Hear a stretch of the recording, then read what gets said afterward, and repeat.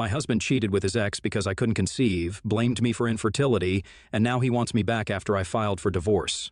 So for context, my husband, 30 male and I, 27 female, have been married for 2 years and have been trying to have a baby for the past 10 months. Unfortunately, we haven't had any success, and that's been putting a lot of strain on our relationship.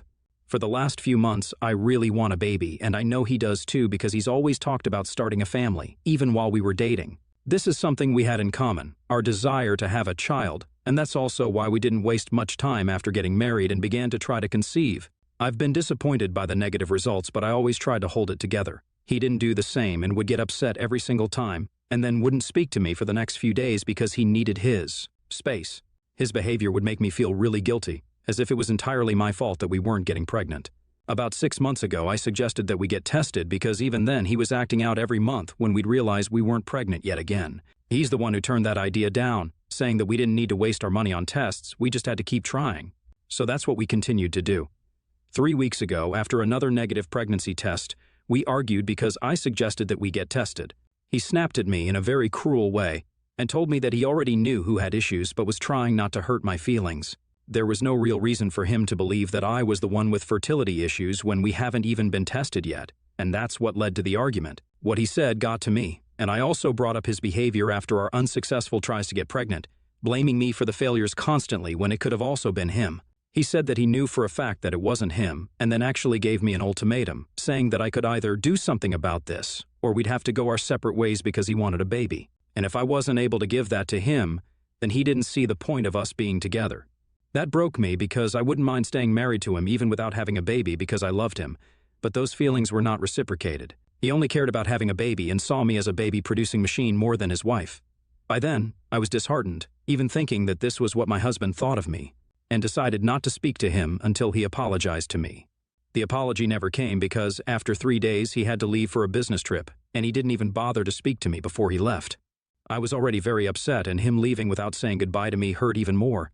After he'd left, I pacified myself by believing that it was some consolation that he'd at least still added the details of his visit on our shared iCloud calendar, which was our ritual every time he'd have to travel for work. I tried to get along with my life for the next couple of days because I knew that this would be a longer trip than usual, and he'd be away for at least 10 days this time. On the 3rd day of his trip, I was scrolling through Instagram, and then, out of the blue, I came across my husband's ex-girlfriend's post. She was sitting by the pool in a bikini, and the place seemed really familiar. So, on a hunch, I decided to search the hotel that my husband was staying in, and sure enough, the setting matched what I'd seen on Google Maps just a couple of days back. I tried to make out whether it was the exact same place or not, and even made a call to the hotel front desk to confirm if she was staying there or not. I asked them to connect me to her room, and they did so, and within seconds, I heard her voice on the other end repeatedly asking who this was. Of course, I didn't say anything and hung up without a word. I tried to force myself not to think of what might be happening, but there was no denying it anymore. And I knew then that my husband was definitely cheating on me with his ex-girlfriend. It was lucky that I followed her online and that they were still on good terms because otherwise I never would have found out. It was only then that I began to think that he probably even added the details of his trip on the calendar out of habit, not on purpose, because he didn't want me to find out about this. My doubts were confirmed when, after I had seen that post, the details on the calendar were suddenly gone. It was too late though, because I'd already seen it and even taken a screenshot of it like I always did. He and his ex-girlfriend had been together for 2 years in college but had broken up a couple of months before graduation. They stayed in touch after that and were really good friends because she'd even attended our wedding.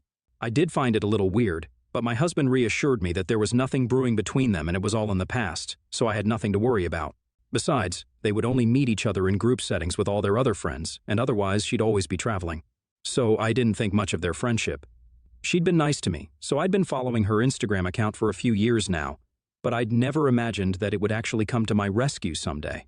After I processed the fact that the two of them were definitely together, I knew that I had to end this marriage right away. So, I called a friend of mine and asked him to put me in touch with a divorce attorney as soon as possible, and he was able to arrange that for me overnight since he'd been divorced himself before. I explained the situation to the lawyer and asked him to draw up divorce papers.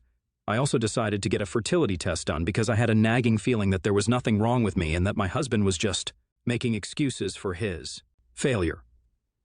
So within the next week, I'd filed a petition for divorce on grounds of infidelity and also got my test results back. which said that I had absolutely no problems relating to fertility and there was no reason that I should be struggling to conceive. Everything I'd suspected turned out to be true, and I literally couldn't wait for my husband to come back home so I could throw these papers in his face and then dump him. I'd kept myself busy during those days, so I didn't even have the time to cry or feel bad about what was happening to me. My only motive was to teach my husband a lesson of a lifetime. Then on the 11th day, he finally returned and tried to act casually around me. He even spoke to me and apologized for the fight that we'd had before he left, and said that he'd been looking into IVF recently and wanted us to try that.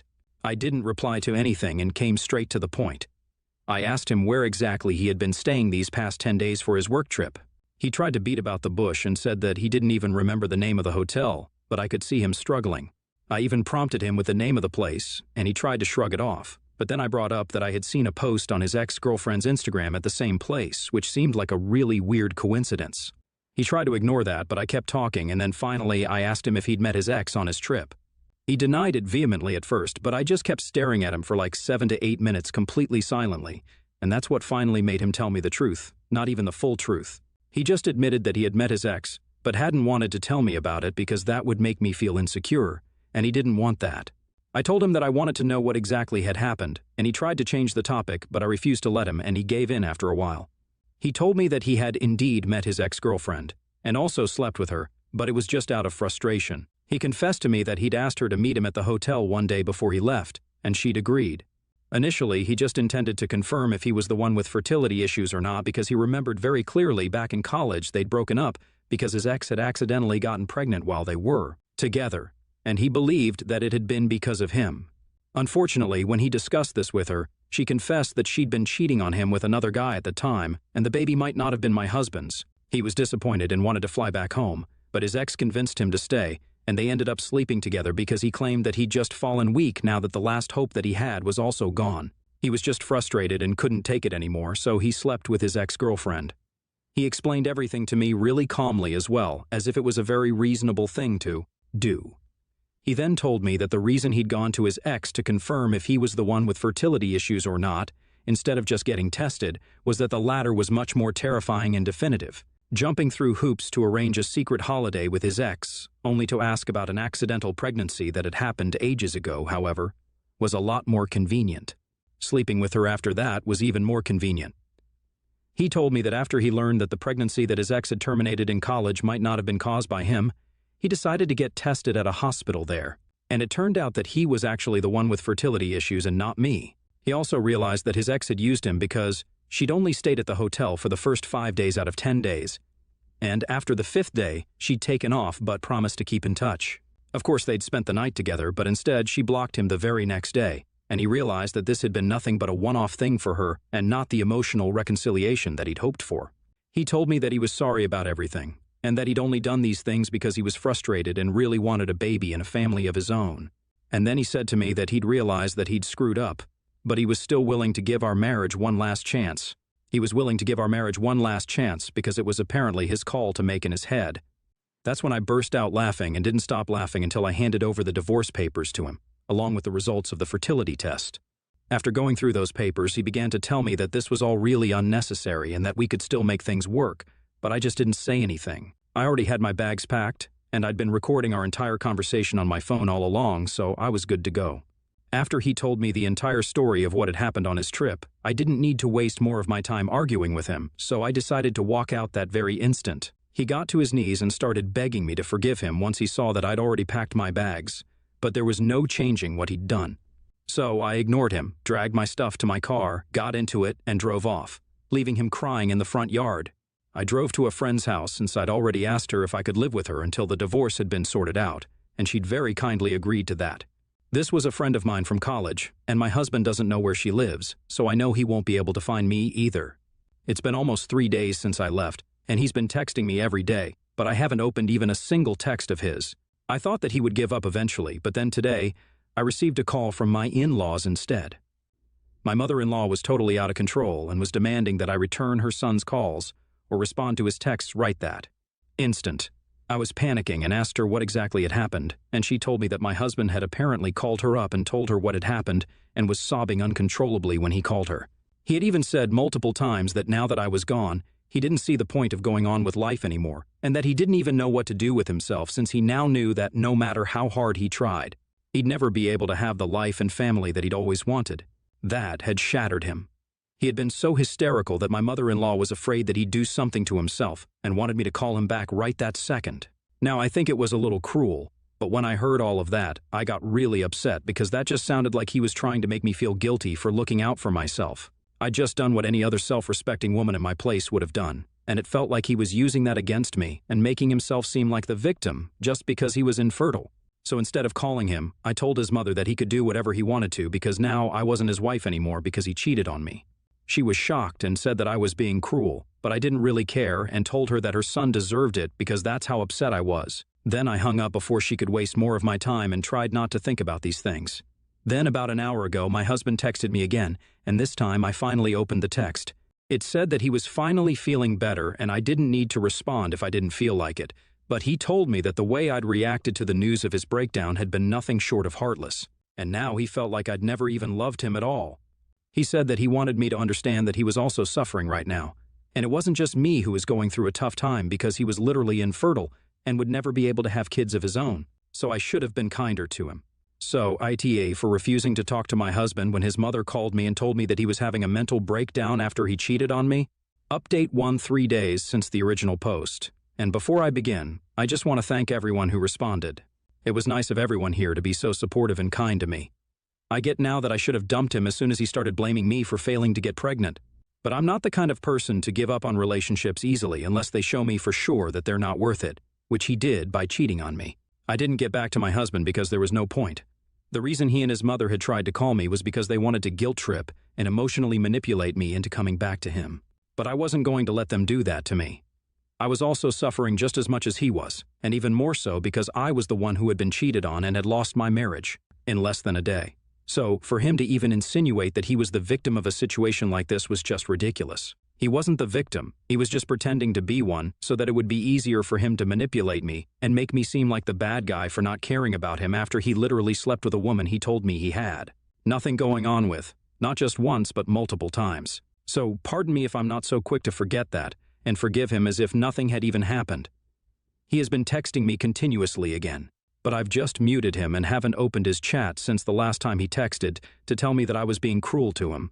He has a couple of weeks to respond to the petition, but I'm sure he's going to try and get the divorce canceled somehow and is going to go out of his way to persuade me not to go through with it. But he doesn't know that I've already given up on him and this marriage, so it's just a waste of time for him to try and convince me otherwise. I could have forgiven him for the infertility because it wasn't his fault, and I could have forgiven him for behaving badly, but I just cannot forgive him for cheating. Update 2, so I had to go back home today because I'd realized that I'd unfortunately left a really expensive bracelet back there, which my dad had gifted me. It had been a big mistake on my part to forget about something as important as that while packing, but I was just feeling really out of it at the time. I wanted to go back home at a time when my husband wouldn't be there, but I knew that would be weird, and I didn't want to sneak into a place I used to call home like some burglar. So I steeled myself and went there after work today without caring about whether my husband would be there or not. He seemed very happy to see me at the door and even tried to hug me because, I guess, he hadn't noticed that I wasn't even smiling, and neither was I looking at him. I pushed him away when he tried to hug me and told him that I was just there to collect some of my jewelry and then I'd be on my way. He seemed disappointed and told me that I was being heartless right now. Then he said that it was just one incident, and I could just forgive him and move on instead of making such a big deal out of it. He even tried to tell me that he'd come to me himself and confessed, so I should at least take that into consideration and forgive him because at least he didn't lie to me. I had to try very, very hard to control the urge to slap him so hard that he'd land up in outer space and try to ignore his meaningless blabbering. He continued to talk about how he had no contact with his ex now and that that was his choice and not hers. She's the one who had blocked him and not the other way around. He'd have been more than happy to continue speaking to her even now had I not found out about them. Once I grabbed the box my bracelet was in, I was ready to leave, but he stopped me and blocked my way out of the bedroom by standing there in the doorway. He's considerably taller than me, and I was kind of scared at that moment, but he just stood there and told me that I had to at least give him a chance to explain. I had no other choice but to stand there and let him continue speaking and repeat the same things he told me several times before already. Like how he'd only slept with his ex out of frustration and not because he'd actually wanted to, and that he didn't even like her because she'd used him. He told me that his ex had helped him realize how much he loved me and that he wasn't willing to give up on us so easily. He just needed one more chance, and he'd prove that he was a good husband, but I had to give him that one shot. I didn't intend on giving him that chance at all, but just so I could leave, I told him that I'd think about it, and that seemed to cheer him up, and he let me go. He tried to hug me once more while I was leaving, but once again, I pushed him away and got into the car. I drove away as fast as I could because I just wanted to put as much distance as I could between me and him. I came back home half an hour ago, and I'm still feeling annoyed that he even believes that he deserves a second chance after what he did. I'm sure he's going to contest the divorce, but it doesn't really matter since I know he cheated, and I have the evidence to back it up as well. It's just frustrating to know that he still doesn't see what he did was truly horrible. Nobody deserves a second chance after that. He blamed me and made me feel like absolute crap for not being able to conceive when it was actually him who was the problem all along. This divorce couldn't have happened sooner. Update 3. My husband just has a week now to respond to the petition, but I guess he's still holding out hope that I'll somehow change my mind, even though I haven't responded to any of his calls or texts in ages. Today, I texted him back and said that he can't change my mind, so he'd better start looking for a lawyer because he really shouldn't waste any more of his own time as well as mine. He called me and asked me if I was actually serious, and I had to tell him that yes, I was, and that there was no chance in hell that I'd take him back after what he'd done to me. He tried his best to talk me out of this, but I was just so exhausted I hung up. I didn't have anything to say to him, and if he didn't want to take this seriously, then that was on him. I'd warned him, and now the ball was in his court. My lawyer and I are already discussing the settlement and how to go about all of that, so he can fall behind by all means, I don't care. Update 4. He's not contesting the divorce. We're going straight to negotiations about the settlement. I'm hoping for a decent sum and a fair division of all our assets. And I know it'll be a cakewalk because of the proof that I have against him. He hasn't contacted me since our last phone call, but his mother sure has. In fact, she didn't even call me. She called my parents and tried to tell them off for raising a daughter like me who had no sense of duty towards her husband. Apparently, she expected me to forgive one tiny mistake and give him a second chance. But she didn't know that my parents weren't the kind of people who supported that sort of attitude, especially when it came to infidelity. So instead of her telling them off, it was she who got a talking to and was told that her son was the one who had messed up here, so if anything, she should be targeting him and not me because I was just doing the right thing for myself. I'm glad my parents are on my side, and soon our friends will get to know me as well because this is not something that I'm going to hide from them. Everybody should know what he did to me, barring the infertility because that's not my business anymore. I hadn't cried or let any of my feelings out for a while, but now I feel like I can finally allow myself to relax a bit and let my hair down because things are finally heading in the right direction. Soon enough, I'll be divorced, and he'll be gone.